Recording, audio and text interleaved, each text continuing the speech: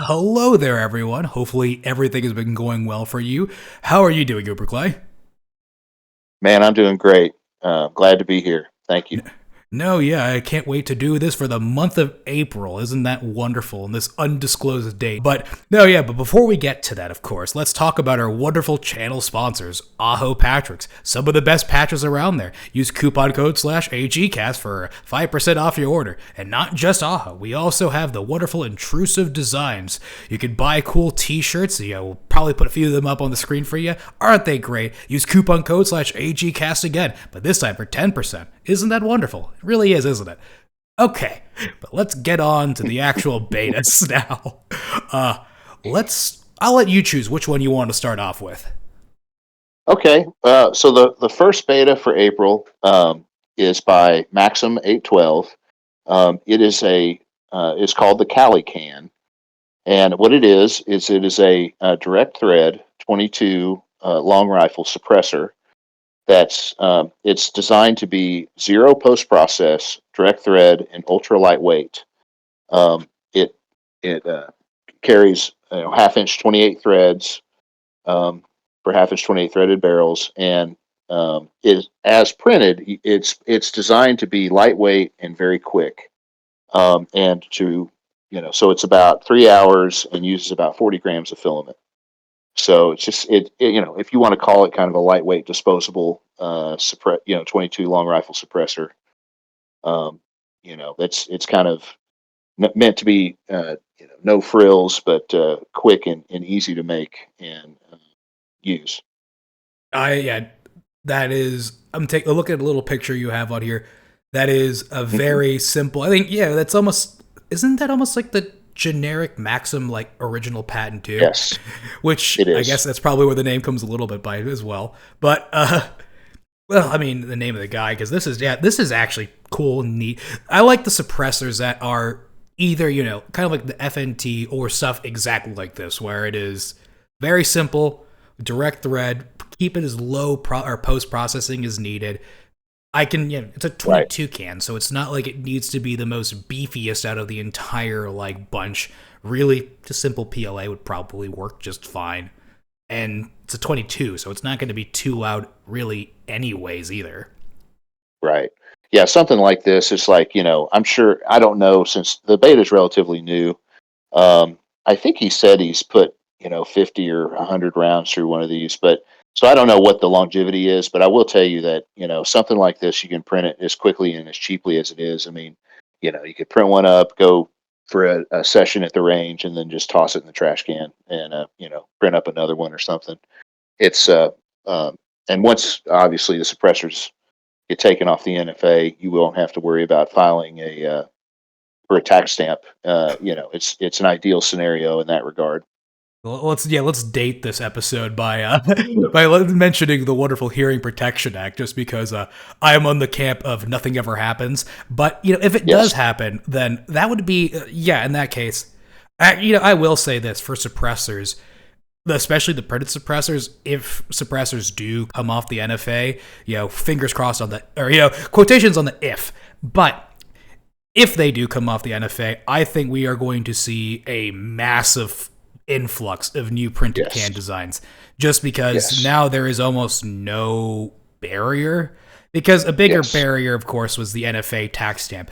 With if the NFA tax stamp is removed and now suppressors are just completely unregulated, oh, you are going to see nothing but like cans exactly like this. This is exactly Yes. what people are going to want because I got a 22.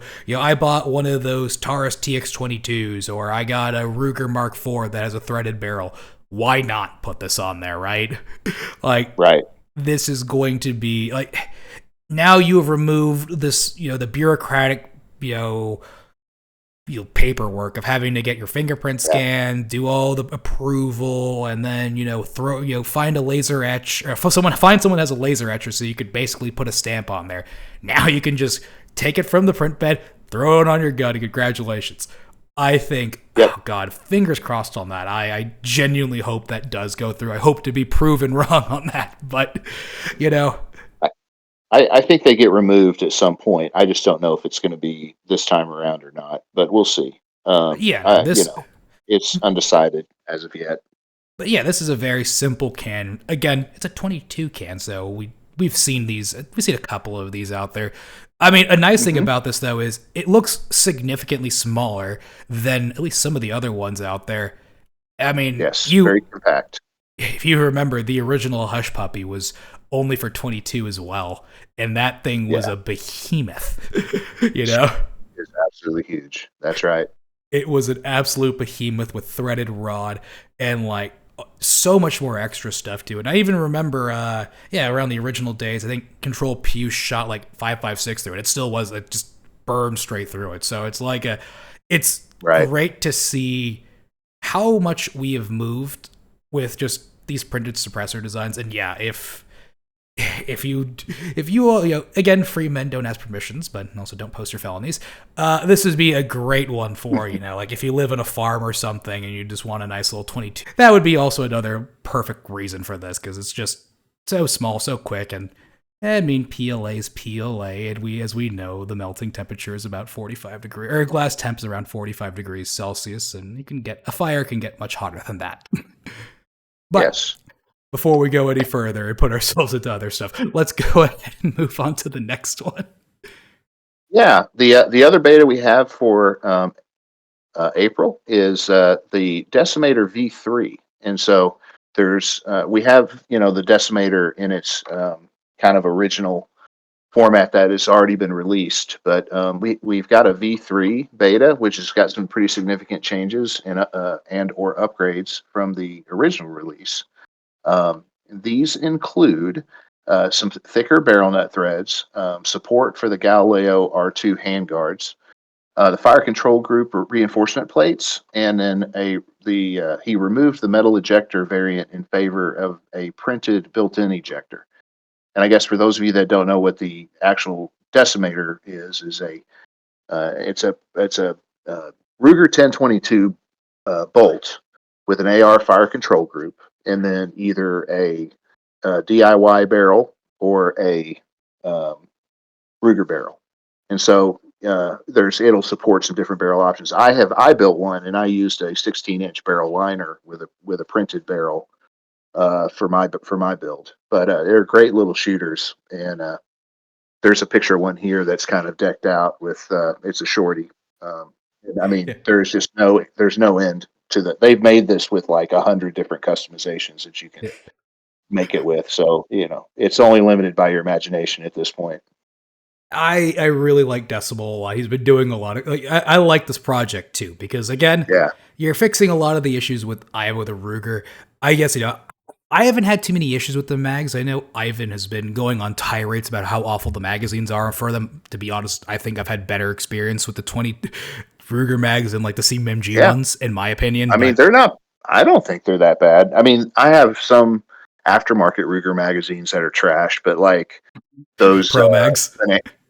Well, yeah, and then there's some just like the weird 50 round belt mags that are like I don't know who made them back in the day, but they're terrible. They they're like the long thin ones that have the rubber belt that are see through, and they Oh yeah, the fun. I know the ones you're talking about. Yeah, they look incredibly cheap, and wow, you're telling me that they're just as cheap as they look. Wow.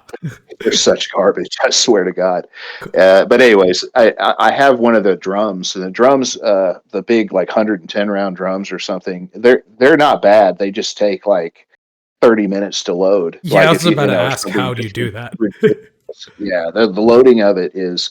I think I've loaded and shot the whole drum like twice, and I bet I've owned that drum for like 2 years now or something. It's really stupid how long it takes to load. I'm like, if you really have to be committed. But anyways, my Decimator runs really. I mean, it runs surprisingly well. I don't have a whole lot of issues with it. And I haven't made a V3, but it's exciting to see what these guys have done, and it's a really cheap build to get the parts for. And I mean, obviously, it's you have to pretty much be in the United States, but so it's not so much great for our international guys. But in the United States, a really cheap build to get the essential parts for and put together, and you can you really can make it your own. There's no end to the customizations that these guys have got for it.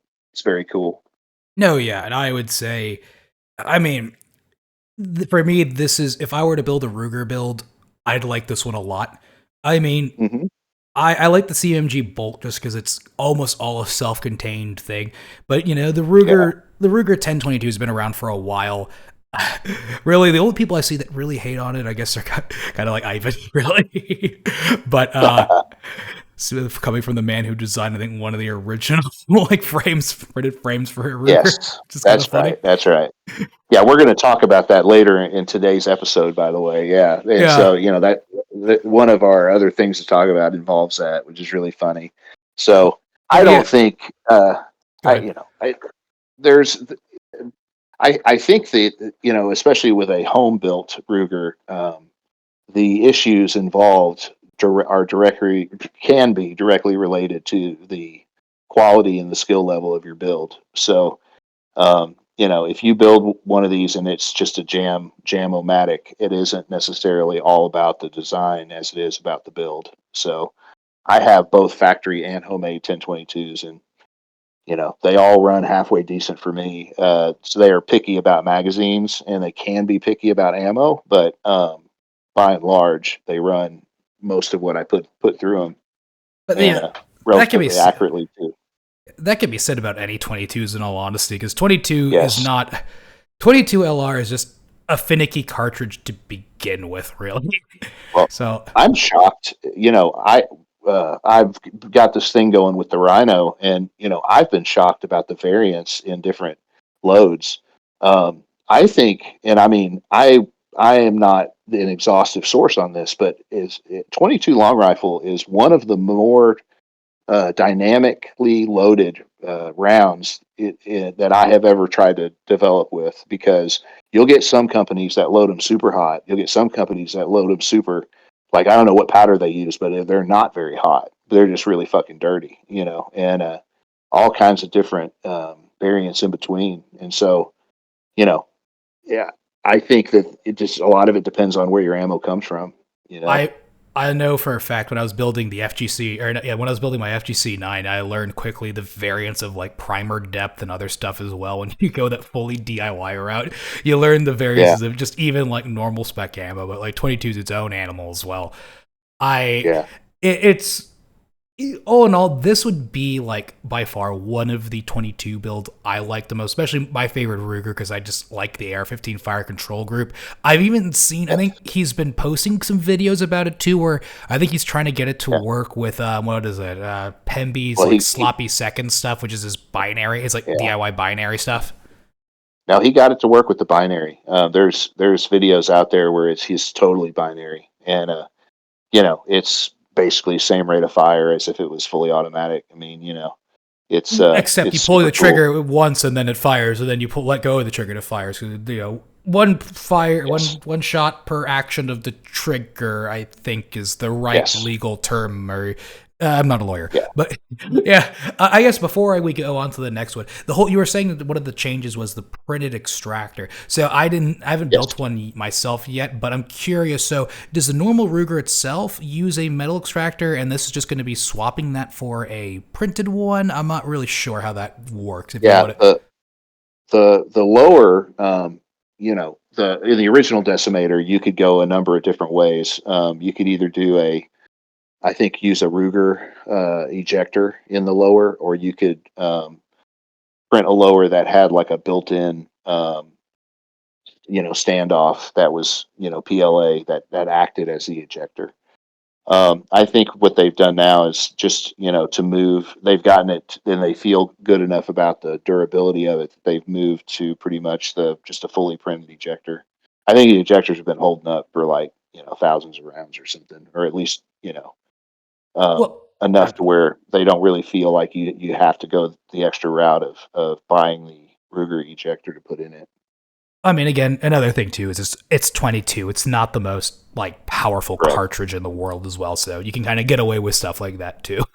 Yes, yes, that's exactly right. That's Yeah. exactly right. But I guess I'm glad to see that he's really continuing on this, trying to build as much off of it. Because again, I like it a lot of, there's not really too much you can do with the 1022, and he's doing the things that I like the most. Like if someone could tell me the best 22 mag, and then maybe we could try doing that. But he made it use an AR-15 fire control group, perfect. Uses a barrel liner, perfect. It uses already kind of a normal bolt, perfect.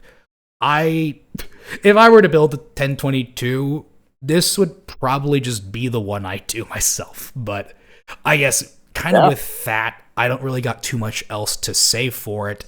You want to go to the next one, or is that it? Yeah. Well, that's it for betas. We've got 3 releases that released in April, and the first one, oddly enough, is another 1022 by internetpizza and Yeezy. It's called the regular 1022, and it is basically the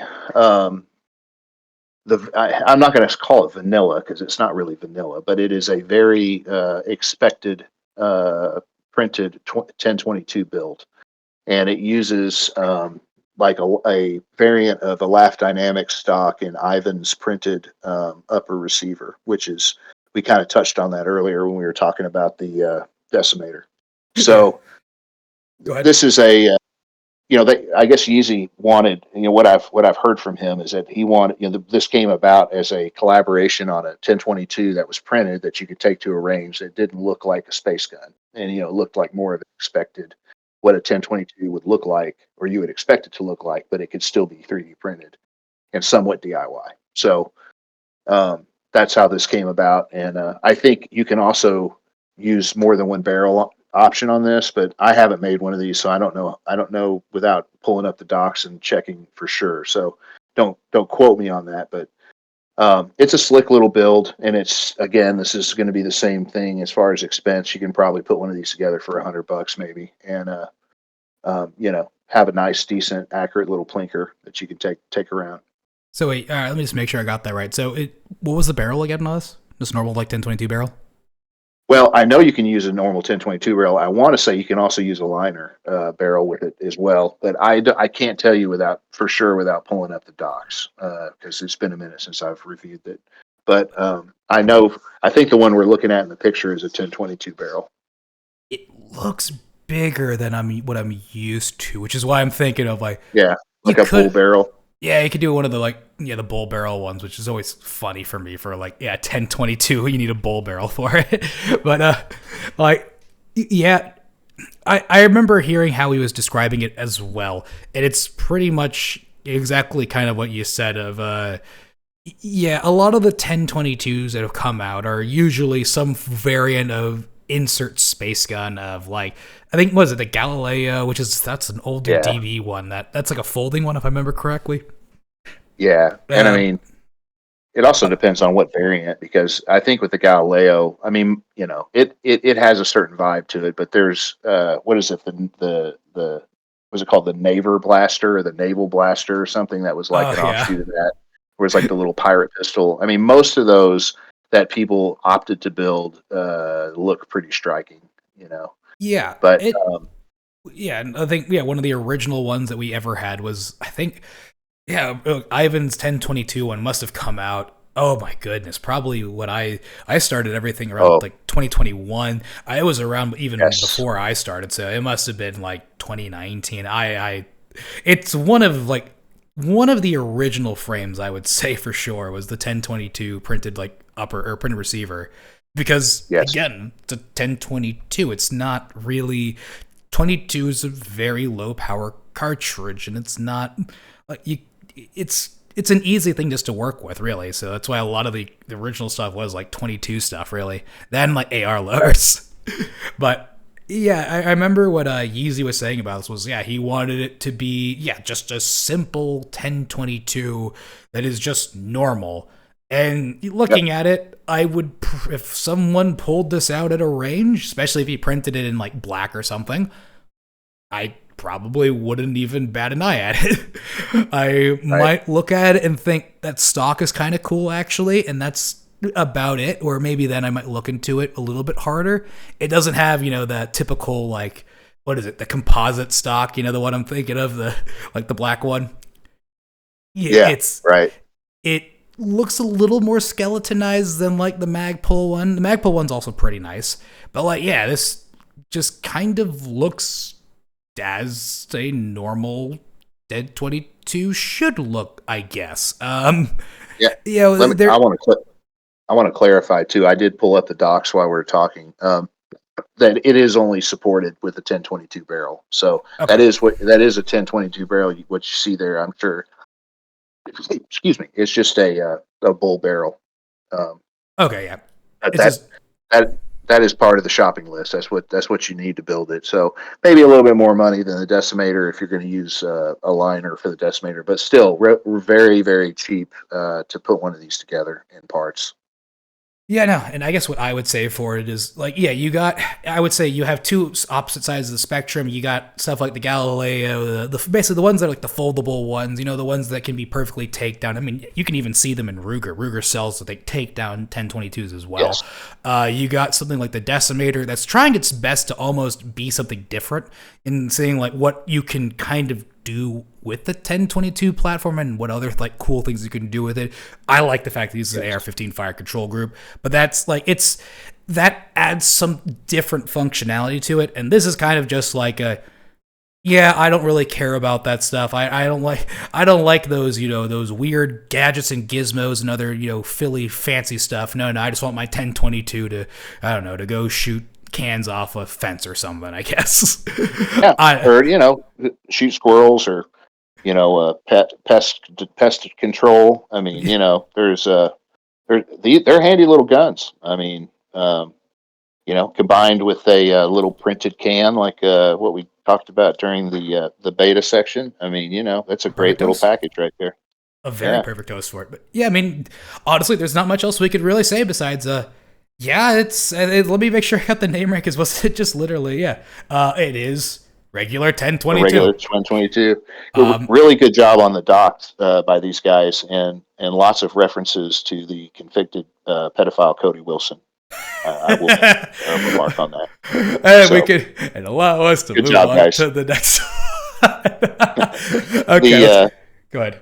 the next release that we have to talk about is the Pocket Pleaser. This is by Kukitan, or as some of us refer to him as the Cabbage. He is this is a printed Ruger LCP 380.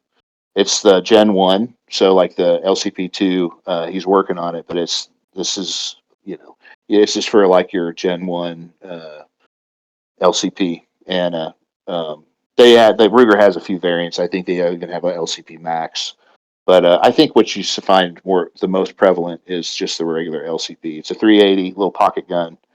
Um, Incredible job. Uses a central rail to go into the printed frame, which is basically how this thing survives. But it is he really did a great job on it, and a super super solid set of docs. And you can get these kits off Gunbroker for well, traditionally under $100. It depends on the week, but this is another little inexpensive piece of reliable protection that you can customize, make in your own home, um, and not break the bank.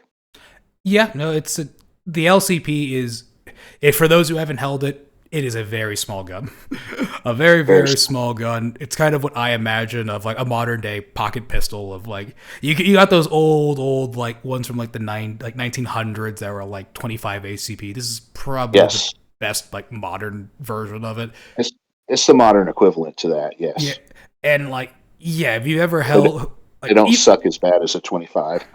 But yeah, that's for sure. I mean, I will say like I think this is I've held there's like the Glocken 38 or 382 that I've yeah, held I've held both of them. I'm pretty sure like the Ruger is it's still smaller. smaller too. So like yeah, you Yeah, could it is 100% a handgun you could put in your pocket. And I've only fired I think the LCP2. I've seen some videos. I didn't. I guess like the LCP one also is like one of the worst triggers possible too. yeah, it's not great, but it's manageable. I carry a lot of times a Keltec 3PAT. and it's in size and in trigger, it's about the same. So it's not great, but there's definitely worse triggers out there. I like it because I think I saw someone post a video of it where it was like it's the only gun I've ever felt like the like what is the nightmare experience where you pull the trigger and it just doesn't go, where it's like it almost like the trigger feels almost a little delayed. It's not. I say that this is still like one of the more popular like pocket guns for sure. Like it's despite the trigger being bad, it does what it does, and it does it fine enough. Like it doesn't. It's not a real issue. It's just one of those funny things of like the trigger could be a little bit better, but that's where the LCP2 I guess fixed it. I'm looking forward to seeing I guess a Pocket Pleaser 2 for the LCP2 because that would be the one I'd print. Yeah, these are not bad though, and I will tell you, there was I did the Diamondback Arms DB9, which is pretty small. This is probably the smallest parts kit gun out there. It's definitely the most manageable because that the DB9 is like the 9mm like like a couple ounce like gun that just recoils it gives you. I tell people it gives you nerve damage every time you shoot it because it's just very unpleasant. But these are not bad, and if you were going to get something that you literally can put in a I use a holster by DeSantis called a Superfly. It's a little pocket holster. It's not like a pocket shot. I mean, where you do have to withdraw it from your pocket to shoot it, but what it does is it orients the gun upright in your pocket, and then it's oriented correctly, and it doesn't print on your clothes, and so it just looks like your phone or a wallet in your front pocket, and you can you stash one of these in they're very easy to conceal even in the summer, even in hot weather clothing. It's a great way to conceal carry without having to get a big setup or appendix carry or something like that. No, yeah, but again, the LCP is a fine pistol, but yeah, I guess we can go on to the next one. Do we have one more, or is that it? Yep, we have one more.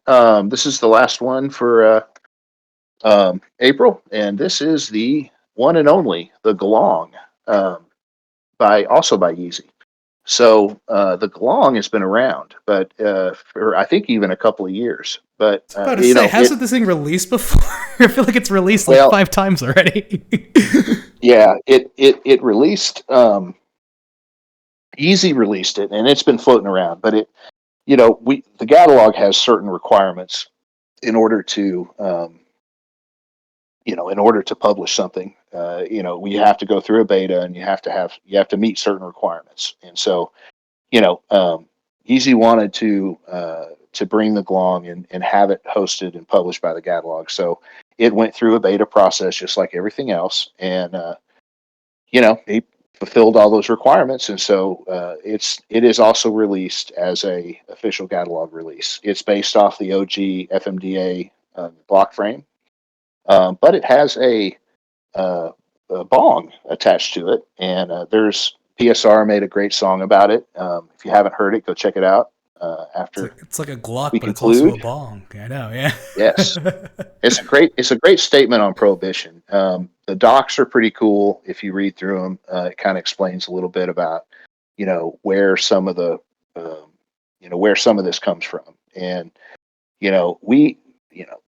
this all started long before us, and I think it's important for us to understand where some of the things that are abundant in our present day society come from, and this is a great way to start conversations along those lines. I've used it with people that I know. I've made several of these, and it's a great way to talk about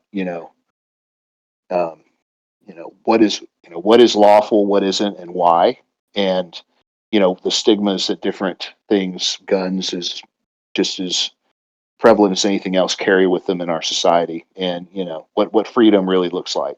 So yeah, it's always I support it. Yeah. I support it. I always like tell people too is it's always an interesting thing, especially with like a lot of newer gun owners and like some usually not, I guess, like places like Colorado and stuff where weed is legal, but like statewide, not federally. People don't Yes. realize that marijuana is still federally illegal. And sure, you might have your like you're doing everything legal. You got your license card, or you're buying it normally. Whenever you fill out a form for a firearm, it always tells you, even if you live in a legal state, you cannot smoke pot. And that is a thing people kind of forget about. And like there have been people that do get arrested for it. I mean, you can't do that. Like you should never post yourself with a gun and basically weed because of that. It's an interesting it's pretty much a big statement about it of it is prohibition really. Yes. But Anyway, so I do ask one thing. Does it come also with the fun Chairman Juan stipple that I see in the corner as well, or is it just the typical blog? No, there is a remix folder that has the Chairman Juan version in it, and I tried to get a couple other people to do some remixes, but with everything that was going on, I was never able to pull that off. However, I think that I don't know. At some point, I want to do a remix of this. Maybe put my own spin on it.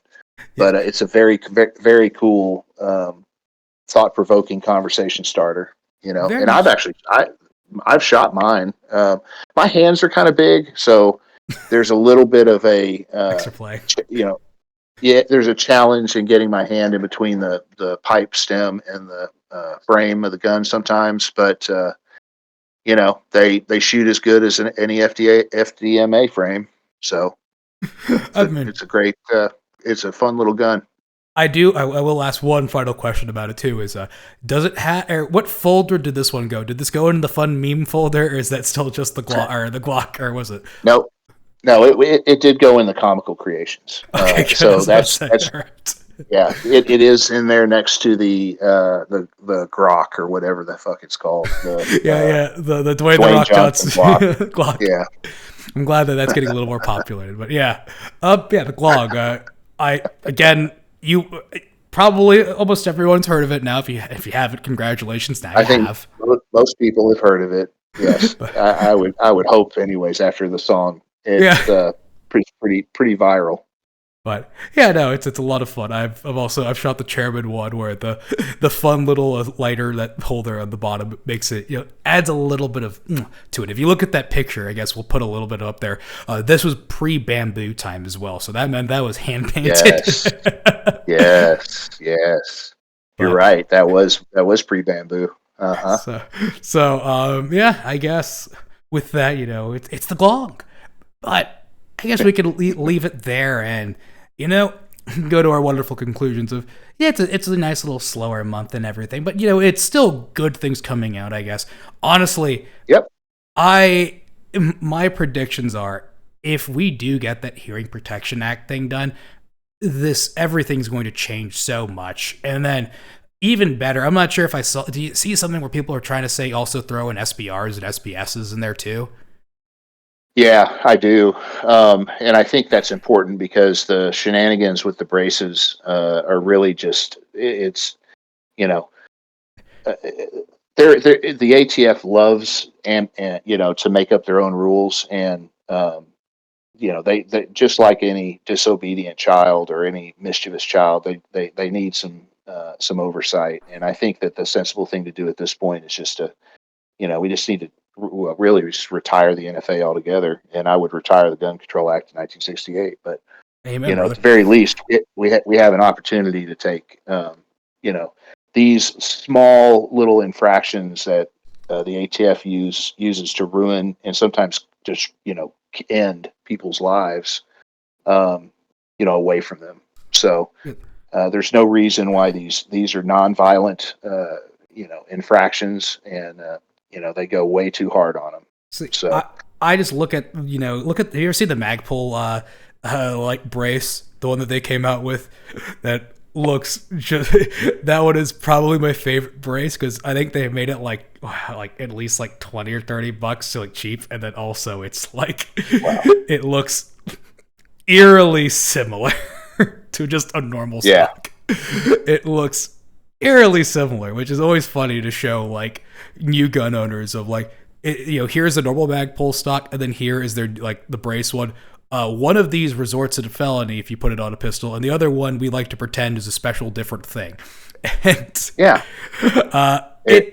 It's I think it would be a good thing just to kind of let it's just I it doesn't make sense anymore, but here we have it. But I think the day that happens, then we're gonna get some really cool, like, I will get way more cooler things of like, yeah, just imagine like a normal, what was it, the Invader stuff? Imagine that with just a normal stock, or like just people putting in like stock attachments to Glocks and stuff. Like that would happen, I think, overnight. Well, if the problem that I've seen just very, very recently is,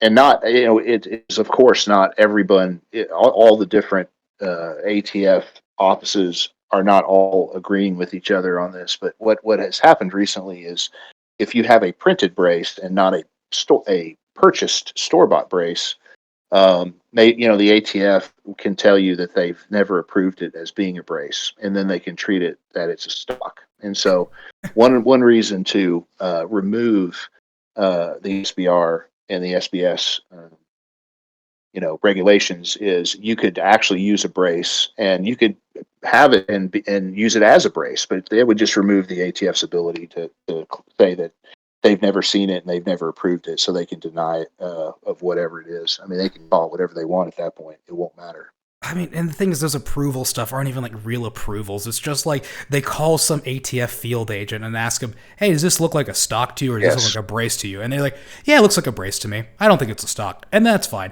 But then you ask insert other like field agent, hey, does this look a stock to you? Yeah, it looks like a stock. And then, you have, you have people immediately saying, oh my God, braces are banned again.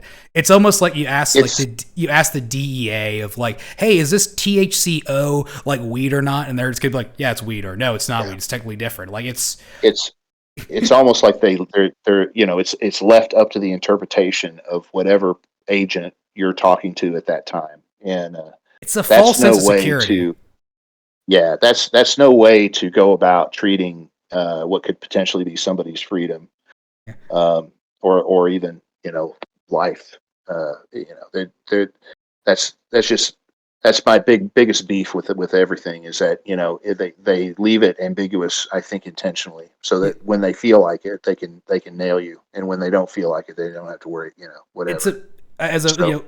Being relatively new to like what guns, I mean, that's now been over like 4 years, but like, my first gun ever built was the FGC9. I almost printed the stock immediately. Then someone, like, I think it was early Rocket Chat days, someone kind of told me, was like, if you're going to a public range, don't do that. Why? Because you're making an SBR. And I'm like, oh, then what's an SB? And then, then someone explained it to me, and I realized this is the dumbest thing I've ever heard. So I could put a brace on this that looks almost exactly the same. Yeah, I feel like it's more to like trap new gun owners too, more than anything else. If you don't believe me, this is my favorite thing to do, and I'll leave everyone with this. But like, go to Palmetto State Armory's website. They have picture reviews, and go always to the the 11.5 AR uppers, and just look at the pistol stuff, and just count how many unregistered SBRs are there, because shocker, a lot of people don't know what the NFA is or how it works. They buy their 11.5 AR upper, and then just throw it on normal lower because that's you can, right? And then they'll just go their entire life without realizing what the NFA is, until let's just say they get pulled over for speeding one day, and then next thing you know, the cop searches the car, and then congratulations, you have an unregistered SBR there. But or they walk it into a gun show or something because they want to maybe trade it or sell it, whatever, and then they get a bunch of flack for it. But and I guess it's we could finish off this with the NFA sucks. Let's hope to God it gets repealed. But I will accept the Heroic Protection Act as long as the suppressors are taken off of the NFA, and that I would also like suppressors or SBRs, SBSs, and machine guns. But I guess it doesn't always. We don't have to get everything at once, although we might like to. But it is what it is. But I guess with that, we can end it there, and I guess we'll see you guys next month. Right on, man. Thank you.